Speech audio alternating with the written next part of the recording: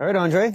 Hey. Thanks for coming out, man. No problem, man. This is our first time hanging out one-on-one. We've been at different events that we've bumped into each other in the past, and originally met you online through a Telegram group. Yeah. It's funny, I had to meet you, a local person, through a Telegram group. Yeah, exactly. And there's a few other connections there. But yeah, man, I'm really glad to have you out here. So you tell me a little bit about yourself. What's your background? Like, who is Andre? Where are you from? What has shaped you into being the person you are today? Well, how many hours you got? You can give me the elevator pitch if you want. Yeah. No, I mean, I've been, I actually grew up in the IT world, early on, started a lot of startups, worked in the tech world, and, basically. What kind of stuff are you doing in the tech world when you say IT tech? So early on, just, as a computer technician, just fixing computers. So okay, hardware. I came out of high school, had no idea what I was going to do, started business in university, and then realized very quickly that everybody was asking me to fix their computers. So, and I was making more money than I was going to make when I got out of university. So I'm like, well, might as well just That's a keep no-brainer. doing. Yeah. So I was just fixing computers, and then from there, I got into programming just as a hobby on the side, and then next thing you know, I'm a full-time full stack programmer now. So full stack programmer. Yeah. Wow. Do you like that kind of work? Yeah, I like it. It's it's a love-hate relationship kind of thing. So I love it because I'm obsessed with it, but everybody around me doesn't like it because I'm obsessed with it. Yeah, I can think of a few topics that are like that with me too. I feel like I have a similar relationship with website development, design, or whatever. Yeah. It's I really like launching a website that I just built, but especially if I have to depend on third parties for like the critical data and critical information to make it come to fruition, like to put the pieces together. Like I need to know this, I need to know that, right? Right. Sometimes that can be difficult. Sometimes I have clients that'll just nail it right out of the park. But I find the ones that are just not prepared for that, maybe it's their first website or something like that. Oh, that's where the hate part of the relationship really comes out. Also, I don't like spending too much time staring at a computer screen. Okay. How do you feel about that? Like always, you spend a lot of time. Probably too much, but time. I've been cutting down in recent years. Yeah. Maybe it's the age, or maybe I don't know what it is, but I've been, I guess, more aware of the real world compared to the cyber world in recent years. So, but as far as, it never bothered me. I can be on a computer for 20 hours straight. It doesn't bother me at all. Yeah, it hurts my eyes after a while. My eyes. Yeah, a lot of people say that. Yeah. I even had these special glasses from Germany. Light blocking glasses. Like blue blockers or whatever the UV. Actually, yeah, my prescription glasses, I barely qualify for prescription, but I just got it because I wanted the blue blocking film thing on it. So I got those as well. I should wear those more often, probably. It would help with. I used to get a lot of migraines. Okay. I've also had a few digital burnouts. Yeah. Have you ever experienced anything like that? Probably. I just keep going though. That's what I do too. Well, I did that for the first couple times, I'd say. And then the third one, cause it just keeps getting worse. And then the third one just really beat me down hard. And that's when I started, it was about 6 years ago. And that's when I started getting into gardening. That's why. Okay. I got into gardening. Nice. I wasn't prepper mentality at that point. It was more, I need to do something physical and real. Right. So that I can balance out my brain. Yeah. Right? Plus I was starting to get back problems and stuff. And I've since upgraded my seating, which is very critical if we're going to spend so much time in front of a computer, right? Right. Cool. So you did the whole IT thing. And so what are you doing now? Prepping. But you're still doing... I'm still doing some programming. I actually tried to leave it just because I was like, all right, I'm just going to go back out into nature and do just live kind of wild and free. And then I have 3 kids. So I realized you can't afford to live wild and free when you got 3 kids. So I I went back into programming so I can kind of balance out the two. Yeah. Yeah. Totally achievable. Oh yeah, for sure. For For sure. Yeah, I've been living kind of wild and free a bit, I'd say. That is a luxury that I have, where I don't have any dependents, really. Right. Yeah. I even lost my dog a few years ago. And oh, really? You're surprised how much a pet can keep you tied down, right? And then how much freedom you have when you no longer have a pet. Right. Especially dogs. Yeah, especially if you like them. Yeah, that's right. Right? Like you always just want to hang out with your dog. Yeah, right? yeah. Oh, sorry, I got to go from this social gathering. My dog. Yeah. Probably got to pee or something. Yeah, I used my dog a lot for escaping from social scenarios in the past. Awesome. So actually, just while we're on the topic of technology, one of the overarching themes or topics that I keep bringing up in my episodes, and it's usually people who don't really know much about or aren't prepared for this topic, but what are your thoughts on artificial intelligence? Where it's at and where it's going? At? I think it's short term. I don't think it's as big as threat as people think it is. I think it's going to be a tool just like any other. Like you have a machine and you can dig up dirt faster, and AI will kind of do that where for research and things like that, where it's very difficult to figure things out. But with AI, it's like a big machine that can help you figure out how to cure cancer, or figure out how to cure whatever, X, Y, Z, at a rate that we just can't. And so I think it's going to help a lot in the short term. I think it's going to create a divide where the people who know how to use it are going to be way more efficient than the people who don't. And so you'll have a really good web designer, for example, that can use AI and could replace 100 people just by telling the AI what to do. And then the 100 people that usually would have been doing the work might be out of work now. So it's going to create, I think, a lot of jobless people. So in that sense, it's not great, and there's always that counter argument that it'll create new jobs. But I think it will.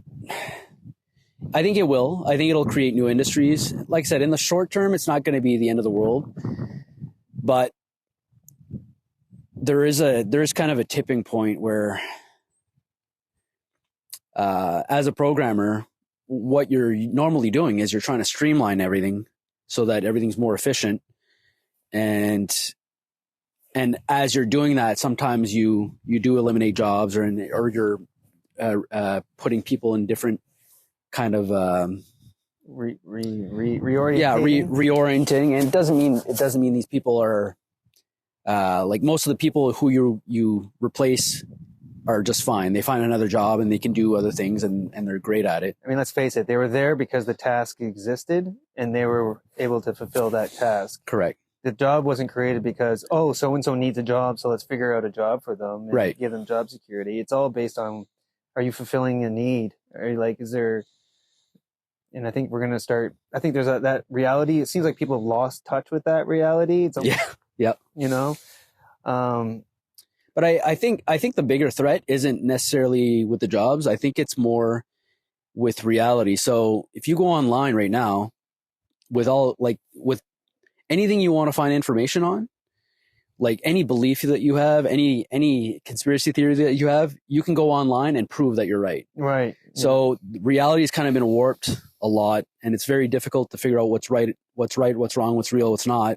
And what AI is going to do is it's going to figure out algorithms to figure out what people want, and it's going to give it to them. So no matter what reality is going to be completely warped, and videos are going to be online. They're going to be put online by AI. Like it won't even be people producing these videos. It'll just be, but right now it's people doing them. It'll just go out and just push whatever people want and then create all these weird new niches that you didn't even know people wanted, and they'll get obsessed with it. And they'll believe that it's real. And you can watch videos on any topic and it'll rewire your brain to the point where reality will not match the real world.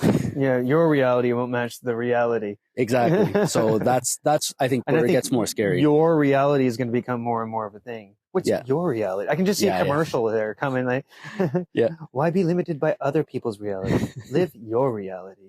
AI. I don't know, something along those lines. I mean, like, imagine like if AI got to the point, which probably already is there, but where you could use it like Siri. Yes. Right. Yeah. Hey AI, or hey I, hey I, do this. Build a website that does this, that, and that, and the other thing. Yeah. Oh man. Well, I'll give you an example. Like even while I've been prepping, I was like, oh, I'll buy this book. I'll buy this book, and then I'm like, I'll just ask ChatGPT this question, and then it answers like this crazy. Be careful with that. Yeah. One thing I have come to notice with ChatGPT is don't use it to educate yourself. Not a good education tool at all. No, no, no. In fact, use it as an assistant. Yeah. For things like grammar and format of like documentation and presentations and stuff like that. Yep. And only allow it, keep that thing on a leash, and only allow it to get creative, so to speak, and come up with factual data if you're a subject matter expert on that and can double check it. Yeah. Because I've used it a few times and it's been completely wrong. Oh, really? Absolutely. Like, this is historical data. Oh, yeah. Like, yeah, but that's the problem is when there's a lot of bad data out there, the AI no, is like there wasn't bad data. It was just making shit up. So for example, and I might have spoken about this in an episode, but I'll say it briefly again here. I was getting it to, I'd done a survey about politics in the region that I'm in. Okay. I wanted to gather some data, and I got some data from survey respondents, right? Okay. But there were some gaps missing, specifically in the political history of this area. Who were the incumbents? At what percentage did they win and lose, and all that? That stuff's solid data. Right. Like, like who would even try to mix that up, right? Like, for what? So like, so it just made something up. It got the political parties mixed up. Oh, it was getting provincial and federal mixed up. Okay. And like, if I didn't know, right, you know what I mean, any better, I would have been like, oh, so and so was a liberal, right? You know what I mean? And they were never a liberal; they were always a conservative, right? So it's just like, you got to be very careful. Yeah. Like, and plus, I can see, especially with stuff like that, with hard stats and stuff like that. If it's getting that wrong, and that's the only source data that's out there is available is the truth, is the facts. Right. How is it coming up with these fictional? And I didn't tell it to create a fictional story about this and reverse roles. Yeah. Yeah. So I can see how you could get fed some really bad information. So that's another thing. I was talking with Jessica, who's the mushroom lady. Yeah. And we both saw the story that popped up recently about foraging guides on Amazon written by ChatGPT that are completely wrong. Yeah. Like, dude, no, don't eat that. Yeah, exactly. Yeah. It's like, eat the angel of death. Like, no. Well, that's how AI kills us in the end. Yeah. It's going to make a lot of people better. And then the people that it's like any technology, right? The people that can use it will keep moving ahead, and the people that refuse to use the new technology fall behind. It's nothing new. You'll have your technocrats and your Luddites. With the two divisions there, societal divisions, techno-social division classes. Yeah. Things are getting complicated, my friend. Things are getting complicated. So we've alluded to here a couple times here about prepping and the topic of prepping. Now, myself personally, I've been into outdoor survival and stuff ever since I was introduced to it through Air Cadets as a kid. Okay. I was like around 11 or 12 years old. Yep. And we went to Fundy National Park. And we took a survival course. Okay. And I was like, oh, really? Because I always grew up playing up in the woods. Like, this is like, I kind of grew up in this area. I kind of like lived half my childhood in the country like this, and the other half like in the city. So I kind of got a foot in both worlds.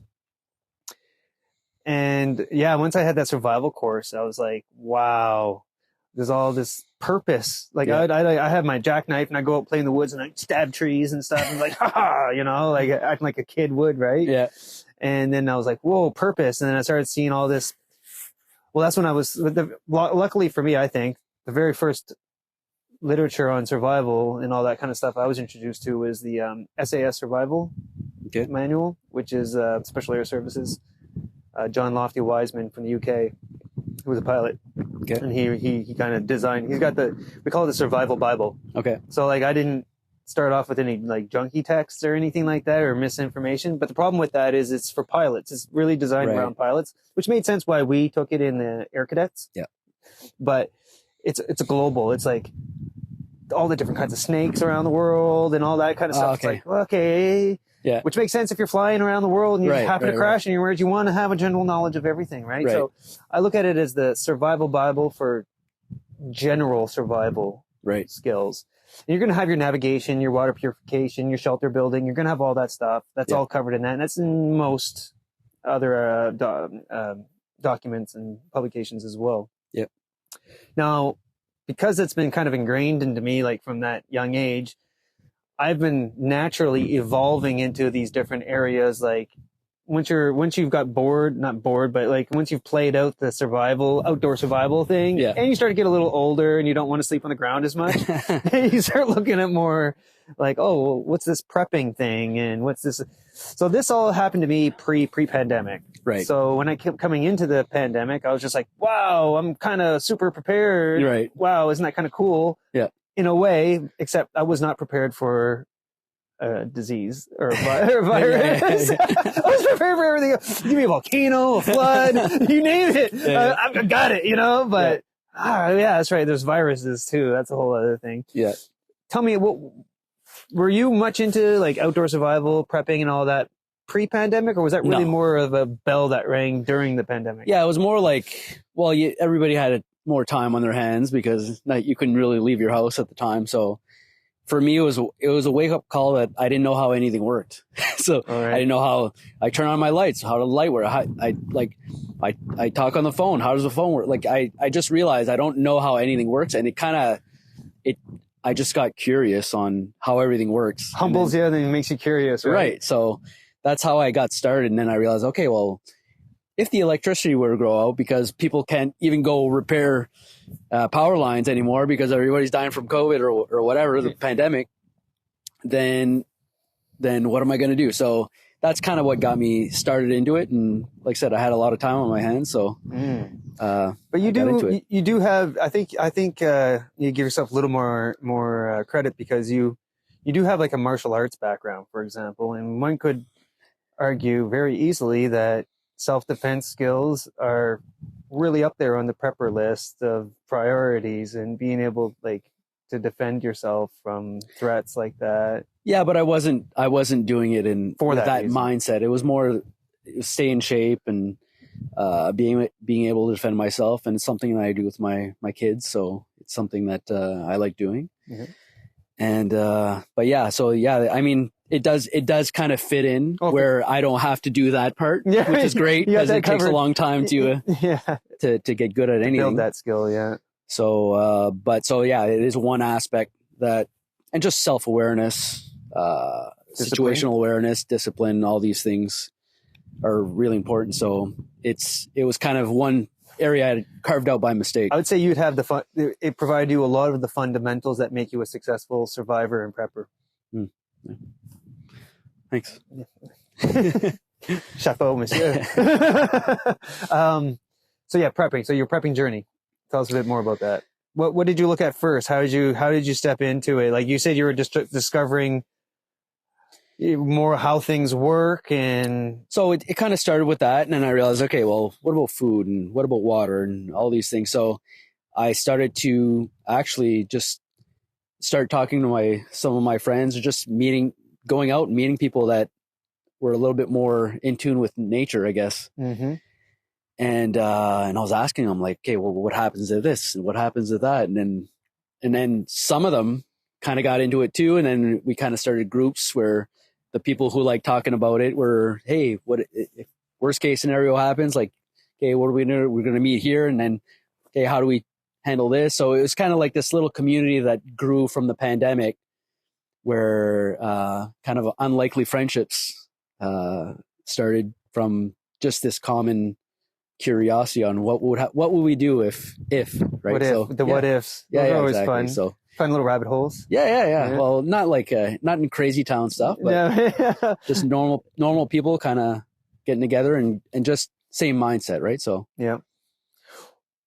Does that community still exist? Yes. Yeah. So worst case scenario, we know where to go. We know what to do, and plans haven't really good to go. So yeah, I mean, I just, because you can't really, you can be as prepared as you want, but really, like, to me, the best way to do it is with a community. Because I mean, if I'm alone in the woods, and it wouldn't be the best scenario. Even if I could survive on my own, I'd probably want to have some friends around, and especially if you have dependents too. It's one thing to be able to take care of yourself as a lone wolf, right? But when you have dependents, it's easier.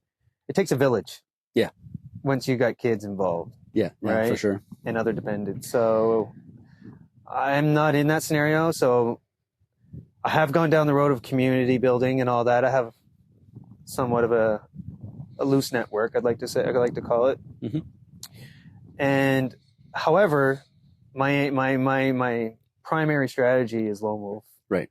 I don't have any dependents, so I'm like... Well, I mean, if I didn't have kids, it'd be the same. But still, people will argue with me all day long that I'm wrong and all this kind of stuff. I'm like, yeah, but this is how I've designed my life, like, from the get-go. Like, I was homeless at 15, right? Oh, wow. So at that stage, I was just like, all right, it's me against the world. And it has been ever since. Right. So I already have, like, that lone wolf mentality. But I did, because my specialty... my professional specialty, whatever, is human resources. Right. So obviously I understand how the value of the community and human resources, how they work, right? As a team. Yeah. So I feel like I got that well covered. So in your journey, so you got your community, you established communities, and you got that it's still thriving. Yep. And what about, like, I'm a gear junkie. Like, I got to have it all. I got to have all the gear, all the fancy gear, and all the gadgets and all this stuff, especially when it comes to survival and prepping and all that. Right. Now, I've obviously overdone it. You've seen my my stuff I've got piled everywhere. Yeah. However, I feel like I'm, like, totally prepared. If shit hits the fan, I'm like, boom, look at all this, right? Yeah. But I am going to do a little bit of downsizing. That being said, short of being a hoarder like me, on that kind of stuff, what kind of stuff did you prioritize acquiring for your prepping strategy? Well, I mean, before I started acquiring stuff, I like I said, you can't survive without water. So it was more about finding, okay, where are the water sources, things like that. Cause it all starts with water. Like, if you don't have water, forget about everything else. You can have all the biggest sniper rifle, the biggest this, the biggest that, doesn't matter. Right. The most ammo. If you don't have water, you're done. So is it, like 3 or 4 days, they say? Yeah, 72 hours. And even then, like, getting close to 72 hours, you start, your body starts to freak out. And your brain does. In your brain. So then you start acting irrationally, right? So it's, you want to avoid that, obviously. Mm-hmm. So the big thing was water. But I mean, I set up a go bag and watched a lot of internet videos, and just to have the bare minimum, like first aid stuff, nothing crazy. Like, I don't have like a go Jeep or or anything. So yeah, I just got kind of the basics, and to me it was more about knowledge and what I would need, and knowing what I would need so that I can acquire it if I start to see kind of the signs coming, right? So yeah. What kind of stuff do you throw in your bug-out bag? Well, I have a water, what do you call it? The camel? Camelback, yeah. I have a Camelback, and I have first aid kit, tourniquet. I haven't looked at it in a while. Flashlights. Yeah, you have to take a look at it and make sure everything's up to par. Yeah. So, but I haven't looked at it probably in over a year. Have you ever practiced Have you ever done a mock bug out? No, that's actually probably close. Like I'd have to do it.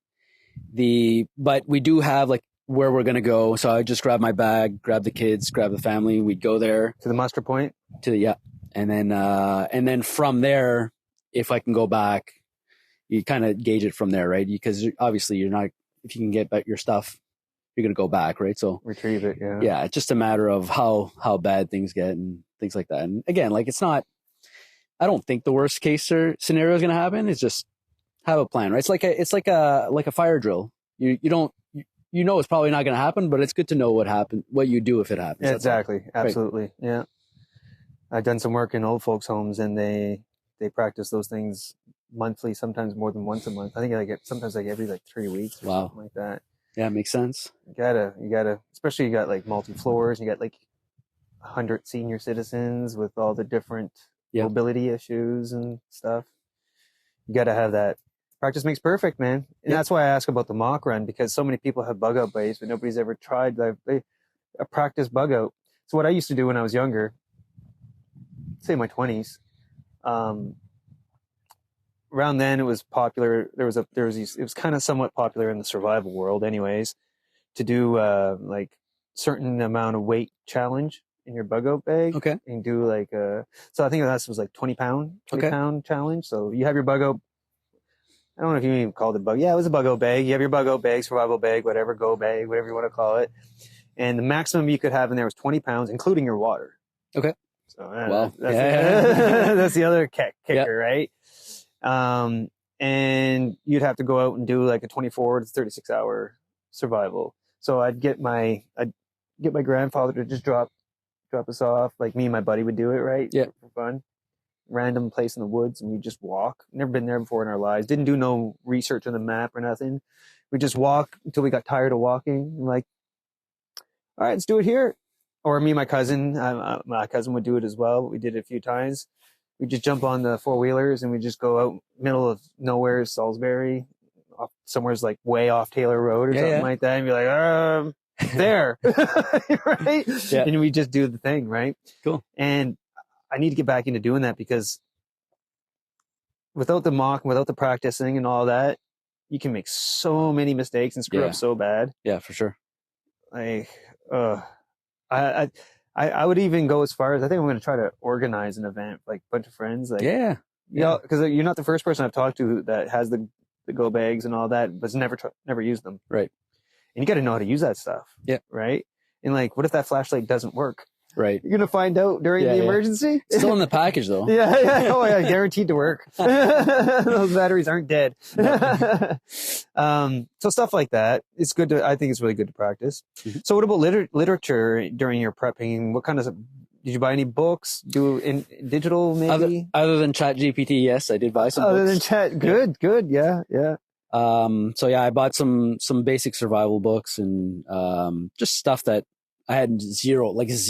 I was starting from nothing, right? So I'm a guy who grew up in the city, never been in the woods really. Like when I'm in the woods, it was just because I was with my friends drinking in a canoe. Like it wasn't so the whole outdoors thing wasn't really a thing that I did. Okay. So yeah, I guess. So I bought some books, just basic stuff, and you would be like, you didn't know that? Like, no, I didn't know that. Right. So just basic things for outdoor survival. And then did you read them?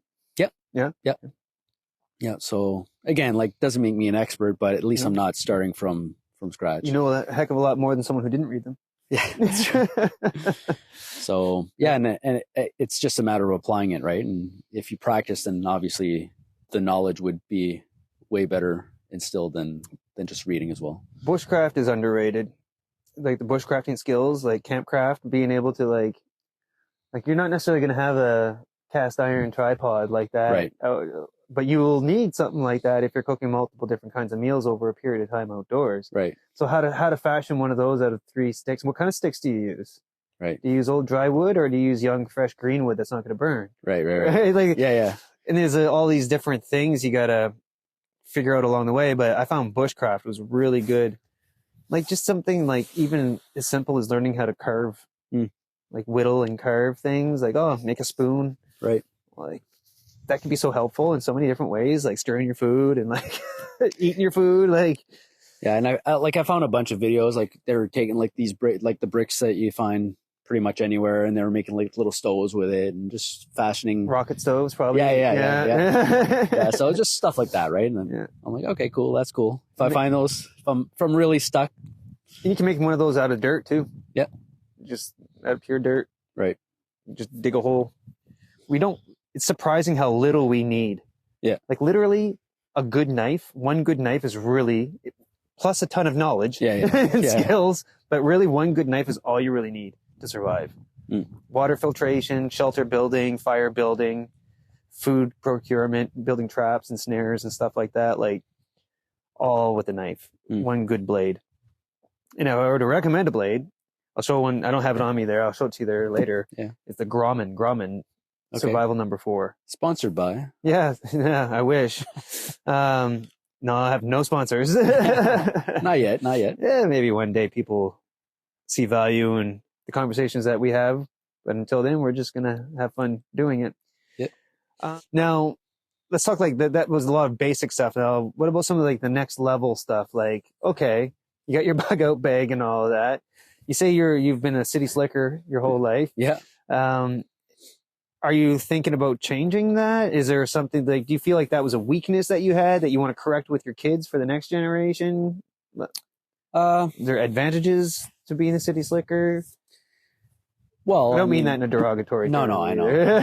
There are advantages, but the disadvantage is how reliant you are on everything else around you. So, I don't know. Like to me, personally, like my kids might take a different route, but I would like to live a little bit more in the nature and like I said, with AI and everything that's coming, I think reality is going to be more of a luxury moving forward. So I think reality is going to be where it's at, and I don't think you'll be able to trust much that you see online eventually, because most of the stuff we'll see online won't be real.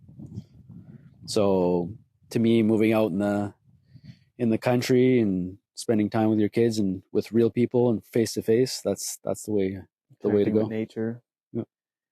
Oh, it's just healthier in so many different ways. Yeah. Well, think about how unhealthy social media is for our kids right now, right? And that's mostly AI algorithms just pointing them to nonsense. Yeah. Leading sheep to the slaughter of their minds. And it's not, I don't even think it's by design, like as an evil plot. I think it's the AI figures out how to keep you longer, and it'll do whatever it needs to do to keep you clicking. So it's complete nonsense. And yeah, but that existed before AI. Yeah, but AI is a much better manipulator of people, individuals. But when it comes to the evil, I want to just deep dive on the evil thing. I used to agree with that. Like, I don't think it's evil either. Until everybody realized that it was evil and nobody stopped it. Right. Well, the problem is people will always take something good and use it for evil, right? So even though electricity or the nuclear energy has all these benefits, then there'll always be this crazy person using it for evil. Yeah. Enriching it for evil. Yeah. Right. Have to contest with that. What are some of the areas that you feel like you're weak at that in your survival, prepping, overall life strategy that you wish you could, or you're trying to improve as we speak? Well, I mean, like fixing stuff in general, just like handyman stuff. Yeah, handyman stuff. Like I've talked to people in the community about this, and they're like, "Well, you're smart, you'll figure it out." Well, yeah, but it's not. You still need experience. Like you still need to know, you still need to practice, you still need to do, you still need to do it with your own hands. And it's how much time is it going to take you to figure it out too? Well, there's that too. And you're like going to have time to figure everything out all at once. Right. And if it did go bad, it's sometimes learning by experience in a really bad situation isn't the best scenario either. Right. Learning by fire, trial by fire. Yeah. But I mean, we'd figure it out, and I'd be surrounded by people that do have experience. So at least I'd have that mentorship where I'm not lone wolfing and then trying to figure out how to do something and screw it up. And yeah, seen like what happens often in life. In non-emergency scenarios.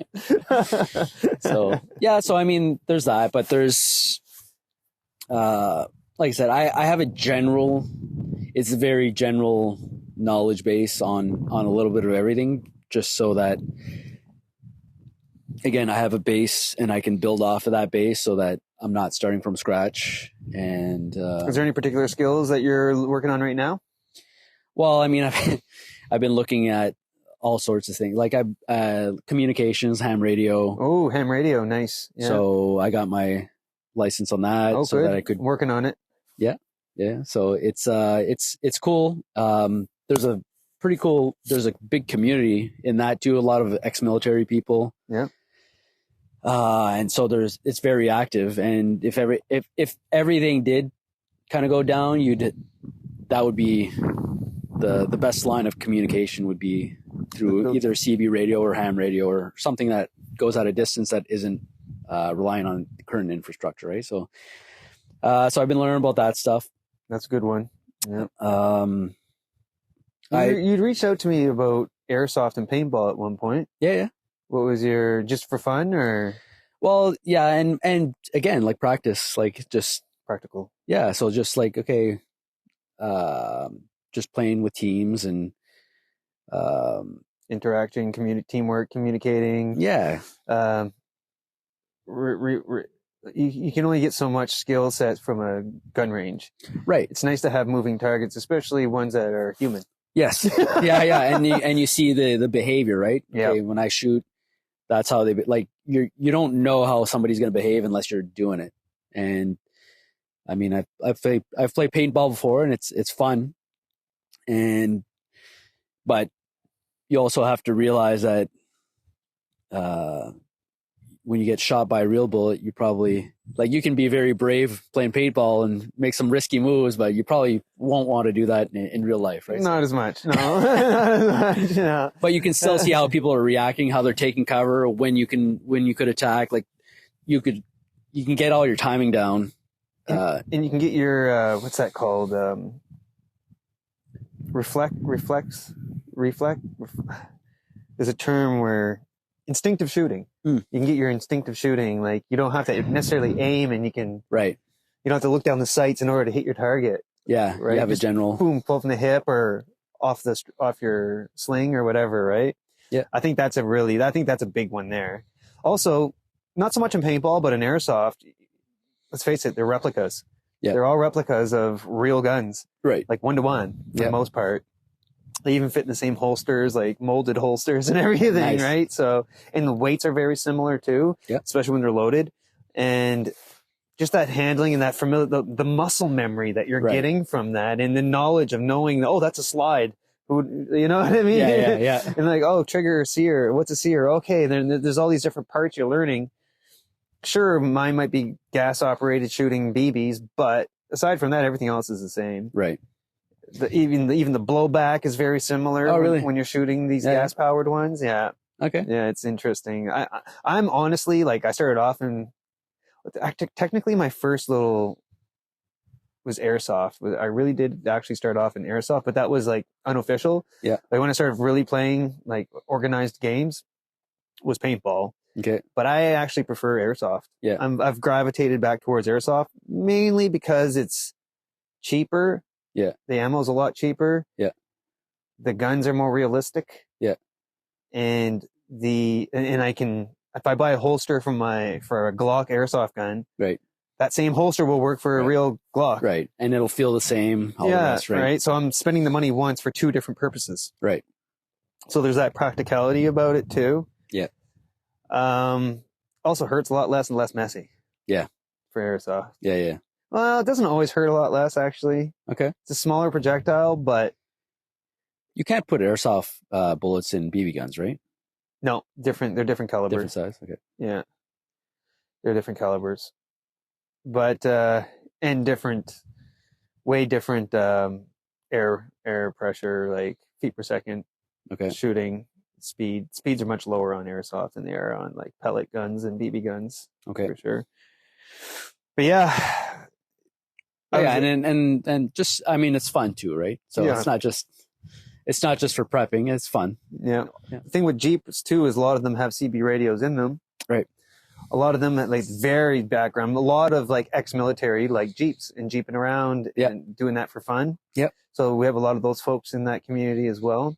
Plus, it's a big, massive community. Like the particular club that I'm part of, Jeep Nuts. Okay. It's an international community. Like I helped establish a chapter in Lebanon. Oh, wow. And it's one of our most active chapters. Like those people are Jeep nuts. Nice. Through and through.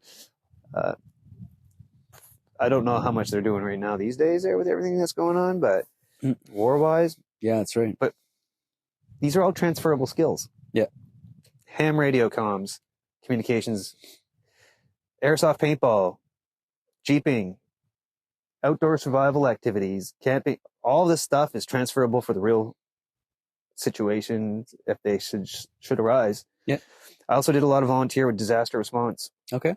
And I took some FEMA training Okay. on incident command centers and stuff like that, and some other training as well. And all that stuff's going to come in handy. Yeah. Whether shit hits the fan or not. Yeah, yeah. You know, like I like to think that I'm going to be useful no matter what.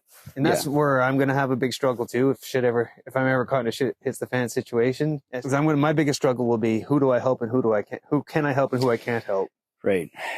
Yeah. It's hard to think about that kind of stuff because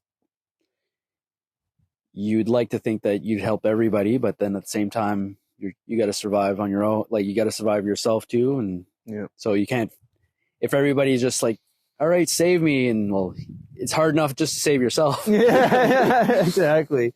Especially if you got dependents, right? Yeah, yeah. Like you really got to be super strict on stuff.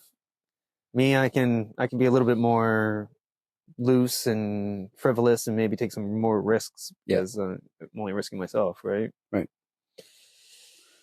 Let's just hope it doesn't get that way. Yeah, no. But the way the world's going and looking right now, it's not looking too good. Where is it safe in the world right now? North America? It's looking pretty good right now. It is.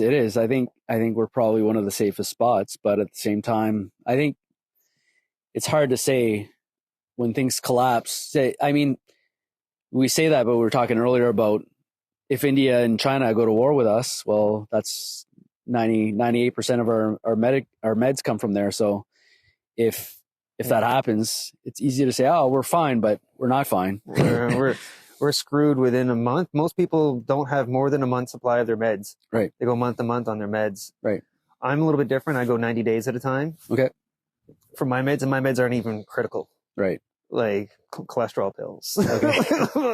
Right? Like what the people that are like diabetic and they have like probably some special like insulin maybe stuff that they need and yeah, no, it's not going to be a good time for a lot of people. Anybody who needs an EpiPen and med supply, like 90 days is what I'm lucky to have that. But like most people, 30 days. India, China. Well, how it works is China has the raw ingredients for almost like, I think it's like 70 to 80% of our meds. Right.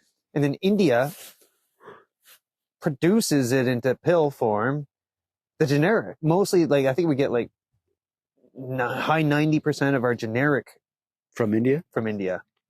I think we could technically, we'd have the stuff to make it here, but it's so cheap to do it over there that we gave it all to them. Right. So we put ourselves in a situation. We could do meds here. They would just cost 10 times more. Yeah. But we'd have our own supply, but to build that infrastructure, we wouldn't have as much supply. Yeah.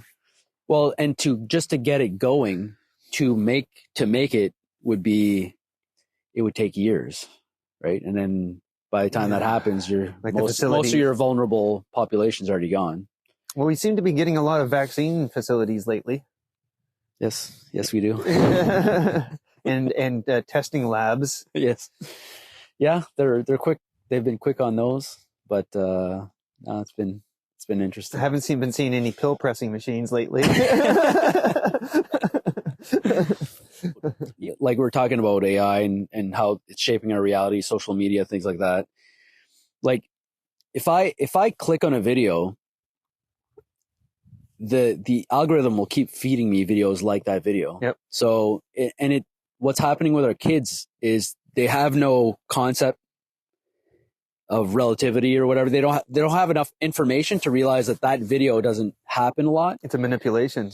But so now I keep clicking, and then now I think that happens all the time. So it could be a 1 in a million shot, and it happens 100 times a day in the world, but it doesn't happen a lot overall. It's a rare thing that happens, but my brain starts to think that it's common, right? So that's what the algorithms, that's how it's kind of destroying culture and destroying the fabric of our society, is everybody's kind of going out into their own realities. I know, actually, we never even mentioned it. Maybe this is something we can talk about. I can't believe we actually never had this topic covered, but crypto.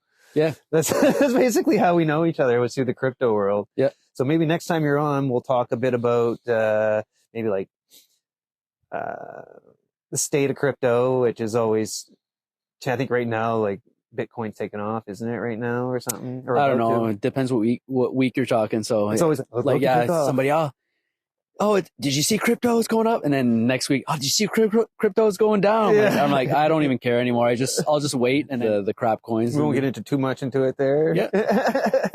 But what we have and may not have, because we always want to maintain that decentralized privacy aspect of it, right? Right. That's critical. But you've also been trying to do some other projects, like the utilitarian side of crypto, and blockchain and all that kind of stuff, as opposed to just the currency side of things, like trying to make utilities like the encrypted ham radio communication, which you cannot do on amateur stations, just legally speaking. Legal disclaimer. Yeah. But so yeah, I had to learn that while I was doing my course. But so there's a ton of applications for blockchain. It's not just cryptocurrency. So just having a ledger and things like that, and just it's there's a lot of things you can do with it, and we'll explore some of them on our next chat. Yes. Part 2, folks, stay tuned. Crypto talk. We'll definitely make it one of the priority topics on the agenda next time. Right on, awesome, man. Thanks a lot. All right, thank you. Thanks for coming out. Awesome, cool, man.